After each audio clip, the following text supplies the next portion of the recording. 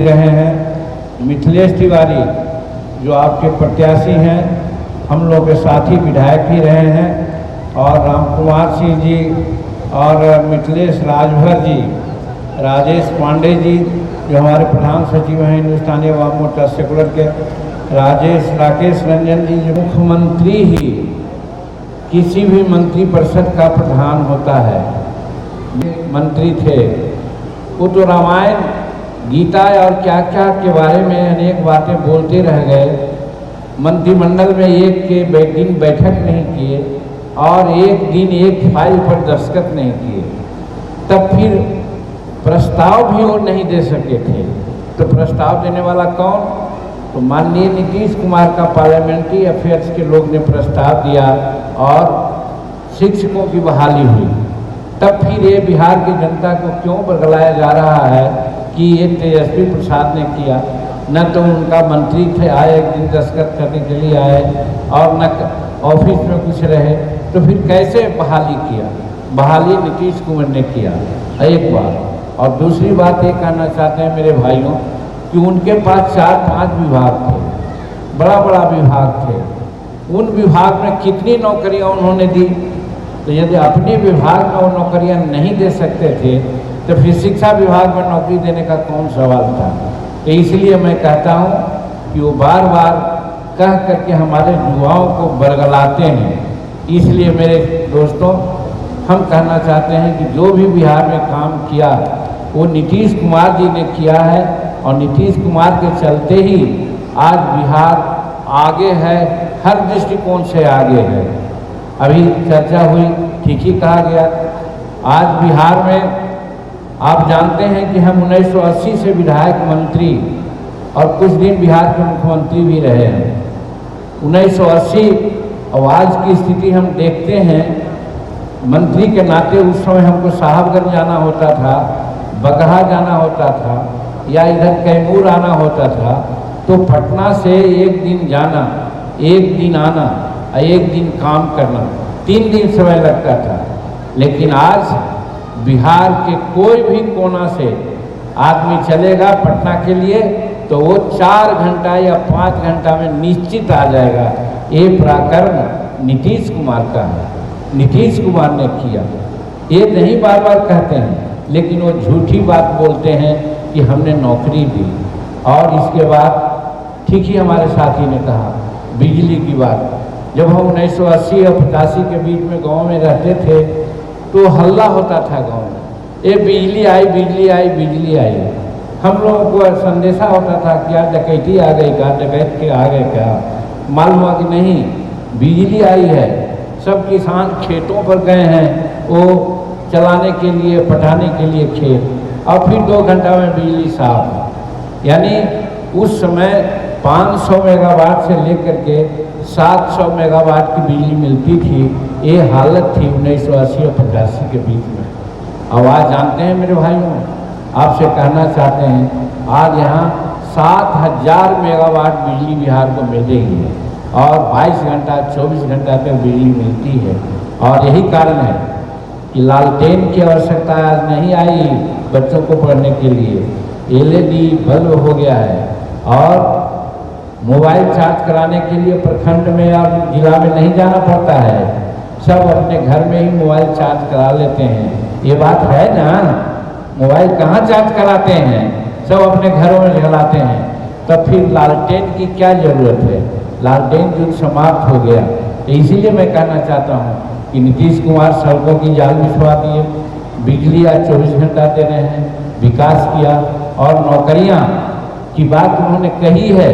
और बार बार आज बक्सर में भी आए होंगे वो, आज भी उन्होंने कहा होगा कि 2025 के चुनाव में विधानसभा में आएंगे, तब तक के यहाँ 10,000 नौकरी या नियोजन, 10 लाख नौकरी या नियोजन देंगे। तो ये पक्की बात है कि वो देंगे। लेकिन ये आदमी कहने वाला कौन है? डिप्टी चीफ मिनिस्टर का क्या अधिकार है? जो मंत्री नहीं चाहेगा तो, मुख्यमंत्री नहीं चाहेगा तो। लेकिन जिस प्रकार से वे लोग कम पढ़े लिखे लोग हैं, बिहार की जनता को कम पढ़े लिखे और नादान समझते हैं कि हाँ कोई संवैधानिक बात नहीं समझते। दूसरी बात हम कहना चाहते हैं आपको भाइयों कि आजकल हमारे जो लाल झंडा वाले लोग हैं, चाहे हथौड़ा वाले हों या हंसुआ बाल वाले हों, आज हमारे साथियों को, खास करके हमारे तबके के दलितों को बहुत तरह की बात बताते हैं। लेकिन जब विधानसभा में हमने कहा और जब मुख्यमंत्री के रूप में हमने जो आदेश दिया था, उस आदेश को पालन के लिए जब हम कहा तो क्या आदेश दिया था? हमने आदेश दिया था, मेरे बात होती थी, हम ऑर्डर दिया कि 5 डिसमिल जमीन देंगे और दूसरा ऑर्डर कि 3 डिसमिल जमीन देते थे तो 20,000 रुपया की बात करते थे। हम कहा कि नहीं, मार्केट रेट से हम पैसा देंगे, खरीद के देने की जरूरत होगी तो, यानी 2 लाख और 3 लाख भी लगेगा तो 5 डिसमिल खरीद करके हम देंगे, ये हमने तय किया था।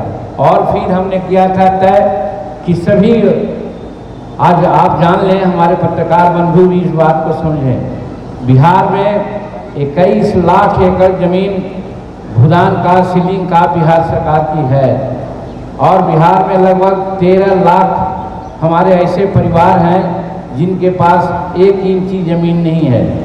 जब मुख्यमंत्री जीतन मांझी था 2015 में जनवरी में, तो उसने ब्याज जी, जो हमारे प्रधान सचिव थे रेवेन्यू के, उनको हमने लगाया था और टारगेट दिया था कि 2015 के जून तक ये 21 लाख एकड़ जमीन बांट देंगे हम लोगों में और उनको कब्जा दिला देंगे।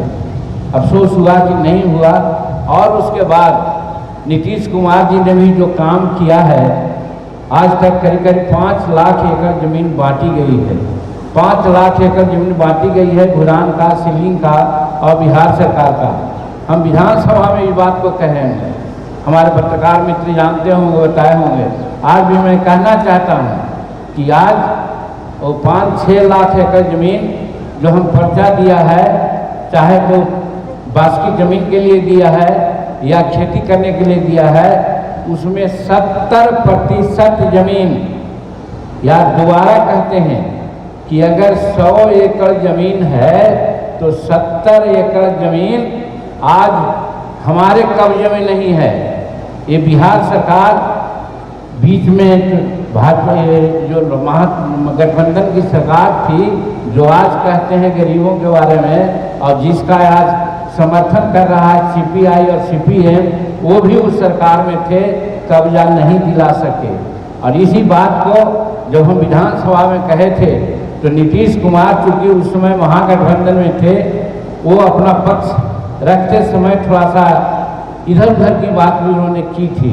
लेकिन हम कहना चाहते हैं अपने गरीब भाइयों को, पूछो, वो हमारे माले के साथी हैं, सीपीआई के साथी हैं, ये एक आदमी भी बिहार विधानसभा में हमारा साथ नहीं दिया था। हम गलत बोल रहे थे क्या कि कब्जा दिलाओ, तो क्यों नहीं कब्जा दिलाने की बात करते हैं। और आज हमारे झोपड़ियों में लाल झंडा लेके जाते हैं और कहते हैं कि हम गरीबों के हितैषी हैं। वो गरीबों के हितैषी नहीं हैं, वो गरीबों से चंदा बेदी लेकर के भले पटना जाए, दिल्ली जाए, ये सब काम करें, लेकिन हमारे गरीब को जो मिलना चाहिए, जिसकी बात मैं कह रहा हूँ कि अगर आज सरकार में थे वो 17 महीना में तेजस्वी कहते हैं कि हम इतना जमीन बांट दिया, तो 17 नौकरी बांट दी, तो 17 महीना में किन जमीन बंटवाए सीपीआई के लोग, हमें पूछना चाहते हैं। 1 इंची जमीन भी उन्होंने न बंटवाया। तब फिर हम कहना चाहते हैं अपने गरीब भाइयों से कि फिर आखिर जब आपकी बात जीतन मांझी विधानसभा में उठाता है, आपकी बात मीडिया के सामने जीतन मांझी उठाता है, और वो जिसको आप चंदा बेरी दे रहे हैं, जिसके कहने पर कहीं कहीं वोट भी आप दे देते हैं, तो फिर वो बात क्यों नहीं उठाता है।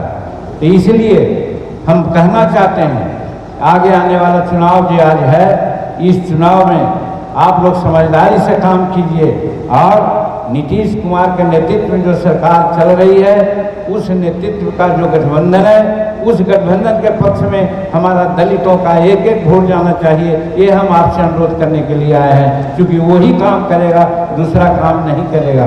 इसलिए आज एक बात और भी है इसमें कि हमारे मिथिलेश तिवारी जी यहाँ पर हैं, हम लोग के पुराने मित्र हैं, बहुत दिन से इनको काम करने का देखा है कि क्या इनमें अकल है, समाज के प्रति बहुत कटिबद्ध हैं और ये आज चुनाव लड़ रहे हैं। और ये चुनाव लड़ रहे हैं तो दूसरी बात कह करके हम अपनी बात को समाप्त करना चाहेंगे कि हम गया से चुनाव लड़ रहे हैं, हम भी लड़े हैं, हमको भी सबों ने वोट दिया वहाँ पर, और हमारे लिए प्रधानमंत्री जी आए थे वोट मांगने के लिए। तो जानते हैं उन्होंने क्या कहा था? एक गया के भाइयों, यहाँ जीतन माननीय चुनाव नहीं लड़ रहे हैं, यहाँ नरेंद्र मोदी चुनाव लड़ रहे हैं।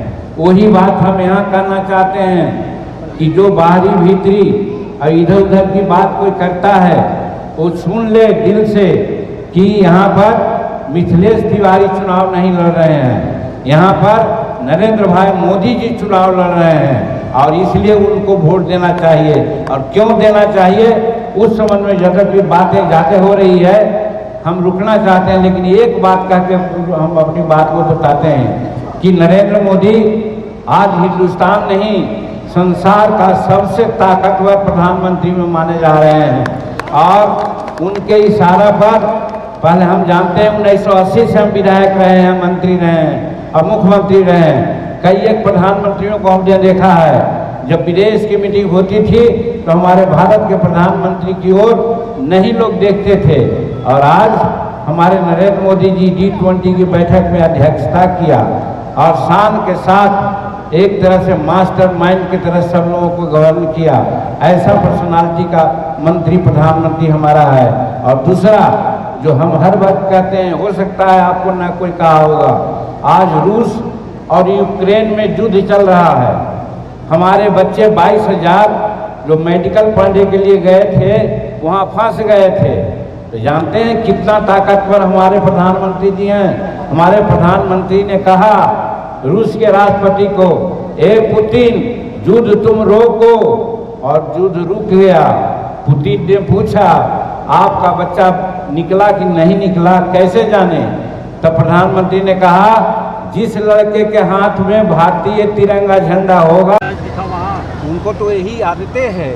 जो आदत है 90 के पहले 2005 के पहले जो उन लोगों ने यहाँ किया है वो तो आदत है। उसके अलावा उनका जो न कोई काम है, न नीति है, न सिद्धांत है, न कोई नेता है।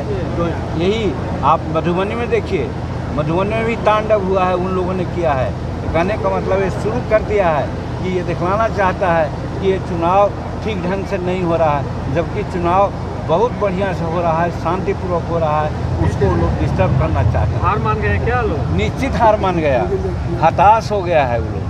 राहुल गांधी कह रहे हैं कि मेरी सरकार बनी तो अग्निवीर योजना को पूरा दान में डाल देंगे। अच्छा करेंगे तब ना, जब उनका सरकार बनेगी तब तो। वो तो दिवा स्वप्न देख रहे हैं, वो तो जितना अभी उनको आया है उतना भी नहीं मिलेगा। अग्निवीर योजना कैसी है, जैसे बोल रहे हैं हम सरकार, हमारे सरकार ने उसको चालू किया है, वो अच्छा चीज़ है। ट्रेनिंग देता है, ट्रेनिंग होने के बाद वही लोग फोर्स में भी जाते हैं, काम होता है, इसलिए हर तरह से उसको ट्रेनिंग। हमारे खबरों के प्रायोजक हैं शहर बक्सर में खुला है पंकज ट्रेलर, जहां आपके मन मुताबिक कपड़े मिलते हैं। सबसे बड़ी बात यह है कि यहाँ पर आपके मन मुताबिक कपड़े की सिलाई भी होती है। यही नहीं, महिलाओं के लिए साड़ी एवं सूट भी उपलब्ध है। अच्छे कारीगरों के द्वारा खुद निर्मित किए गए सूट के लिए पंकज ट्रेलर को एक बार जरूर मौका दें। पता है अम्बेस्टर होटल के सामने, पंकज ट्रेलर को एक बार जरूर मौका दें। पता है अम्बेस्टर होटल के सामने।